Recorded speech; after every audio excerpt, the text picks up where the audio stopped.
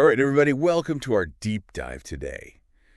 We're going to be looking at something that's getting really important for businesses. Like, if you want to stay competitive, you got to know about this. Okay. It's called the Robotic Operations Center, or ROC. Mm-hmm. So you know how everyone's talking about automation? Mm-hmm, right. It's like changing everything, Yeah. right? Businesses are using it for everything. Yeah. You know, streamlining things, saving money, just making things run smoother. Yeah. Being more efficient in general. Exactly. Right. But here's the thing. Yeah. Scaling it up. That's the tough part. Ah, okay. Yeah. That's where it gets a little tricky. Makes sense. So that's where this ROC comes in, this Robotic Operations Center. Right. It's like, you ever see those old sci-fi movies Uh-huh. where they've got the big control rooms with all the screens and lights? Oh, yeah. Love those. It's like that, but for automation. Mm-hmm. It's the central hub that makes sure all those automated processes, all those robots are working right, Oh. securely.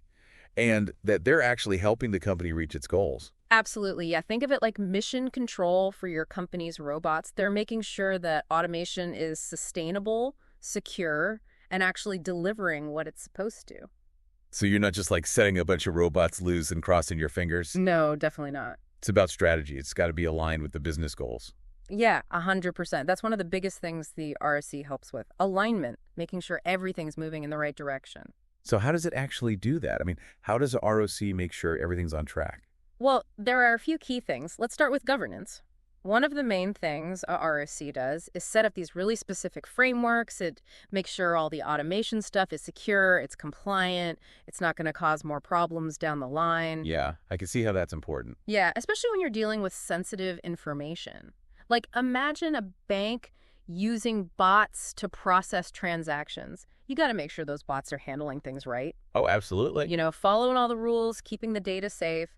A RSC helps build that safety net. A rogue robot in a bank.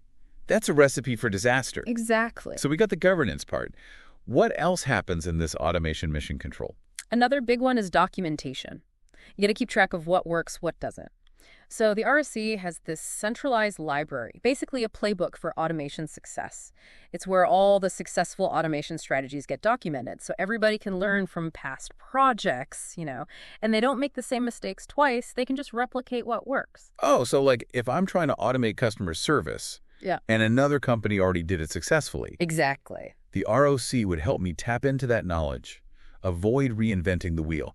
That's the idea. Save time, save money, and get it right the first time. Makes sense. But it's not just about, having robots do things. Right. It's about having them do the right things, the things that actually move the needle for the business. And that's where identifying clear business goals comes in. The ROC is like a bridge between the tech stuff and the business leaders. It makes sure the automation strategy is aligned with the company's objectives. Yeah, like a filter. Yeah, kind of. Think of it like a GPS system. It's guiding all those automated processes to the right destination. They're not just wandering around aimlessly. I like that, the GPS analogy. Yeah. It's a good one. So we've got the governance, we've got the best practices library, the goal alignment. Right. But what about the people? The employees. Oh, yeah, the human element. That's huge. You can have the best tech in the world, but if your employees aren't on board, it's not going to work. Yeah, it's got to be a team effort. Exactly. So the ROC focuses on employee engagement, making sure everyone understands the automation, gets the training they need. So people aren't scared of it. They're excited about it. Right. The ROC's job is to create this culture of innovation where everyone feels empowered to experiment with automation, even come up with their own solutions. A culture of innovation, huh? What does that look like in practice? So let's say you have a retail company with employees working on the shop floor. Okay. The ROC might set up a program where those employees can identify tasks that could be automated, Mm-hmm. and then even give them the tools and training to build those automations themselves, even without any coding experience. Wow. It frees up the employees to focus on more strategic things, but it also makes them feel like they're a part of the automation process. They're not being replaced. They're being empowered. Exactly. That's really cool. Yeah, it's not about robots versus humans. Correct. It's about robots and humans working together. Like a team. Exactly. So looking ahead, how does a ROC help companies prepare for the future of automation? One of the big things is citizen developers. Citizen developers. Yeah, it's a fancy way of saying employees who can create automations, even if they're not like hardcore tech people. Okay. There are all these platforms now that let you build automations without needing to know how to code. And by training employees to use these platforms, the ROC is creating a workforce that's more adaptable, more resilient, ready for whatever comes next in the world of automation. So it's not just about implementing the technology, it's about building a workforce that's ready to embrace it, even shape it. Exactly. So to put it all together, this ROC, it's like the conductor of the automation orchestra.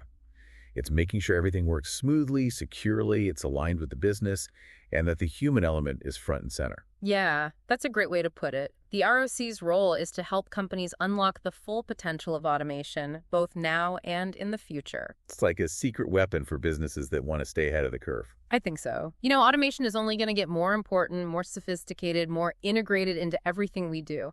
The ROC is going to be essential for navigating that future. Absolutely. So here's a question for everyone listening. What steps can you take within your own organization to start preparing for a future where automation is everywhere? Food for thought. Thanks for joining us for this deep dive. Until next time. Thanks for having me.